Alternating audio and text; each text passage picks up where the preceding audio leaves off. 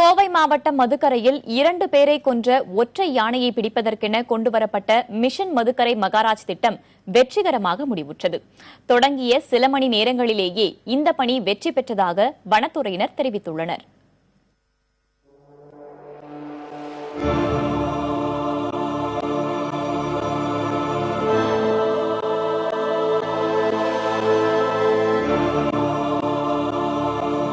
கோவை மாவட்டம் பச்சாப்பாளையம், கோவைப்புதூர், மதுக்கரை பகுதிகளில் கடந்த 6 மாதங்களாக ஒற்றை யானை சுற்றி வந்து மக்களை அச்சுறுத்தி வந்தது.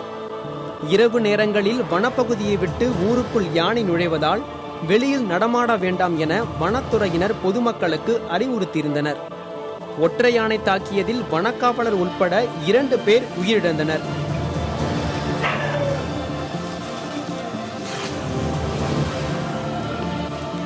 கடந்த 3 வருஷமா பாத்தீங்கன்னா இந்த யானையோட தொல்லை இங்க மதுக்கரை பகுதியில் அதிகமாகவே நடந்துட்டு இருந்தது.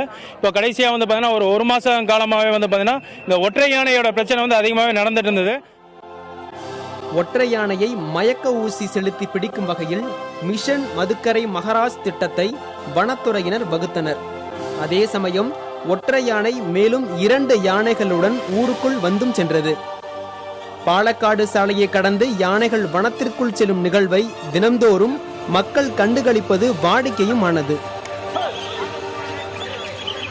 இந்த யானை எங்களுக்கு ஒரு வகையில் அச்சுறுத்தலாக இருந்தாலும் ஒரு வகையில் சந்தோஷமா இருந்தது. என்னன்னாக்கா இது பொதுமக்களுக்கு இங்க மதுக்கரை ஏரியா சுற்றுலாத்தலம் மாதிரியே ஆகிப்போச்சு. கேரளால இருந்து வரவங்க போறவங்க இதை நின்று வேடிக்கை பார்த்துட்டு போனது நல்லா இருந்தது. ஒற்றை யானையை பிடிக்கும் பணிக்காக விஜய், பாரி, சுஜய், கலீம் ஆகிய 4 கும்கி யானைகள் நவக்கரை வனத்துறை முகாமுக்கு அழைத்து வரப்பட்டன. அங்கு சிறப்பு பயிற்சிகளுக்கு பிறகு இன்று அதிகாலை மிஷன் மதுக்கரை மகாராஜ் திட்டம் தொடங்கியது. சிறிது நேரத்திலேயே ஒற்றை யானைக்கு வெற்றிகரமாக மயக்க ஊசியும் செலுத்தப்பட்டது.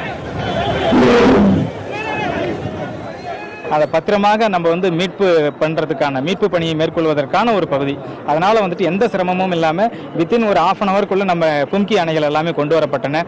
நம்ம வன ஊழியர்கள், யானை பாகன்கள், அந்த யானையினுடைய உதவியாளர்கள் எல்லாருமே ரொம்ப சக்சஸ்ஃபுல்லா கோஆபரேட் பண்ணி அதை நம்ம மயக்கூசியை செலுத்தின பிற்பாடு ரொம்ப பாதுகாப்பாக அதை பிடித்தோம்.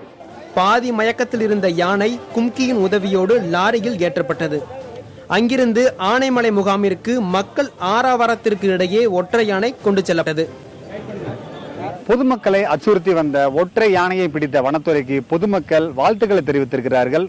அதே நேரத்தில் மேற்கு தொடர்ச்சி மலை ஒட்டிய பகுதிகளில் இருக்கக்கூடிய கிராம பகுதிகளில் தொடர்ச்சியாக போகும் மேலும் சில பல யானைகளையும் பிடிக்க வனத்துறை முன்வர வேண்டும் என்றும் அவர்கள் கோரிக்கை விடுத்திருக்கிறார்கள்.